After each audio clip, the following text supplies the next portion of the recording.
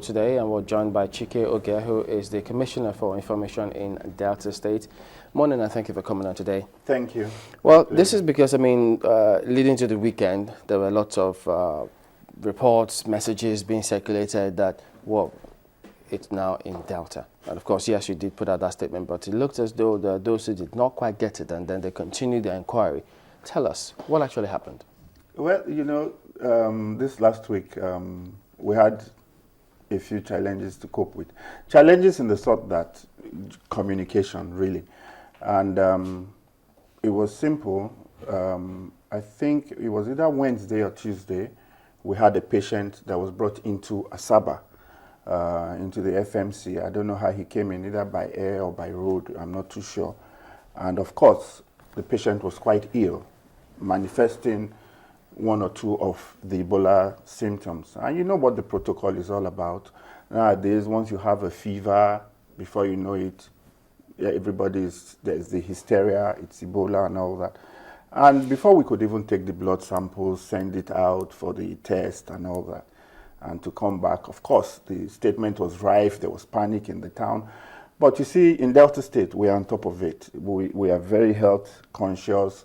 The governor has set up the interministerial team, which is headed by the Commissioner for Health, where, I'm there, of course, to make sure that we keep out the necessary information as and when due. And of course, the Commissioner for Environment. Those are the three major organs. And we have other people. And of course, we swung into action. We went in there, we saw the patient and all that. And basically, by the time the test came back, of course, the patient had something else, some other ailment, which obviously wasn't Ebola. And meanwhile, in the meantime, of course, as she came in, she was isolated, treated, blah, blah, and all that. And I think the treatment continues for that patient, with the challenge she has, quite another serious ailment, but certainly not Ebola. Then the case of Eku, that was the one that really posed a real challenge because, of course, we work from Asaba, which is the state capital. And all of a sudden, I think that was on Thursday, my phones were abuzz. We hear that the patient has just been brought in from Port Harcourt. This patient, again, has exhibited so many symptoms and, it had gone up in the wires that Ebola has hit Delta and all that. Again, of course, we swung into action. And I think the Commissioner of Health even was there himself in Eku, did the necessary thing, did the isolation, testing, and all that. And at the end of the day, they found out that this lady was actually a patient of that hospital who had diabetes. And you remember that time, because of this lack of information, when they said people should take salt, people should bath in salt, that's the solution for Ebola. Apparently, she took so much salt, and that aggravated her diabetes. And I think she eventually died from that. So that, again, was diabetes. So basically, we thank God. We haven't seen it in Delta. We are doing everything to make sure we've put out a lot of information. Like I said to you, the governor set up this interministerial team.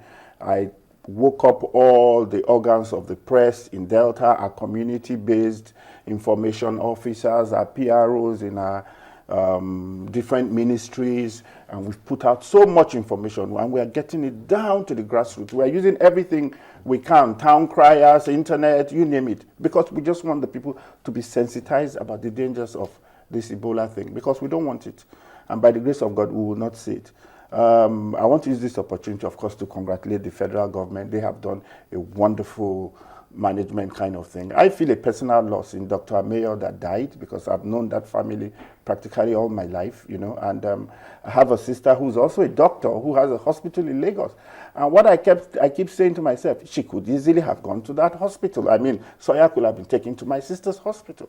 And, just from people performing their own jobs and doing what they should do, and they lose their lives.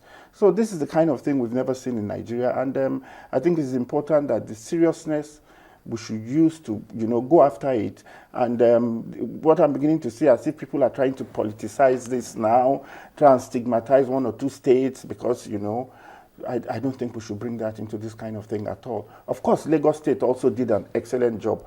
I don't expect any less from Fashola, so I think we should, because I believe those are the two major flashpoints we've seen. Yeah, and how but they are being it would handled. seem that there is a real threat. A lot of people didn't see it going past Lagos. Yes. Initially, a lot of people thought it was a Lagos problem, only Yes. for us to hear that it was in Port Harcourt. Yes. And then, now we're saying it.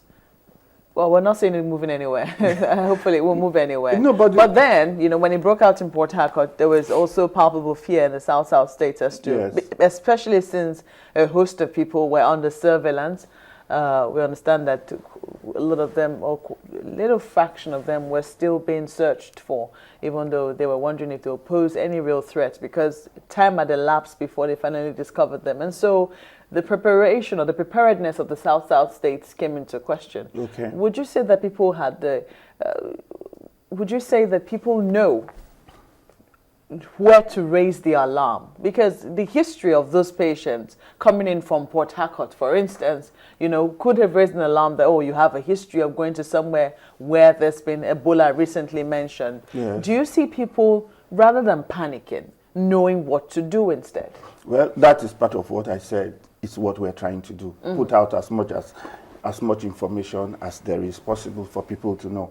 In a highly globalized world as we live today, you see, because this is going to be a continuous thing, whether it is from Port Harcourt, whether it's from Owerri, whether it's from Zaria, whether it's from anywhere, people will continue to travel, move across continental borders, inter-country borders, intercity borders. There must be that continuous movement of people. And as long as people move, people will fall ill for one reason or the other. All we are saying is that when people fall ill, wherever they come from, is immaterial. Give the health authorities the opportunity to diagnose what the issue with that person is. Simple. We all will still fall ill. Malcolm, you fall ill. I will fall ill at some point. We are human beings. But the fact that one has a fever or one has, these things, they say they are hemographic fevers or whatever they are, as basic, hemorrhagic fevers, exactly, basically being the major symptom that is flowing through the whole thing. But then there are so many other things that are involved in it. So we can see that there are so many other classes of fevers that will come into that. Are you tracing? Yes. Because, this is about rumor sometimes. Yes. What comes out before you know what's happening is spread like wildfire. People will wonder, how did anybody even know that a patient even came into this hospital? Exactly. Are you tracing? Is this something that bothers you in terms of rumor and how it spreads from the hospital? Well, the truth is that everybody is up there. You understand what I mean? We're all on the alert. Everybody's scared. We've never seen a thing like this. We're practically touching the next man is now a death sentence. So, people are reacting, of course, you can understand, in ways that are not contemplated, because we have never really been through this kind of thing. I guess when we go through this gamut of emotions this first time, it will start coming, people will start taking it easy and being less panicky and all that. There's so much panic in it. For instance, I can tell you that, like I said to you, in Delta State, immediately this thing broke out, the governor, like I said, constituted this interministerial committee, gave us the money we needed to do the work, and we swung into action, right? The truth is that we don't compromise our health standards in Delta. Right now, the level of awareness is so high in terms of our people.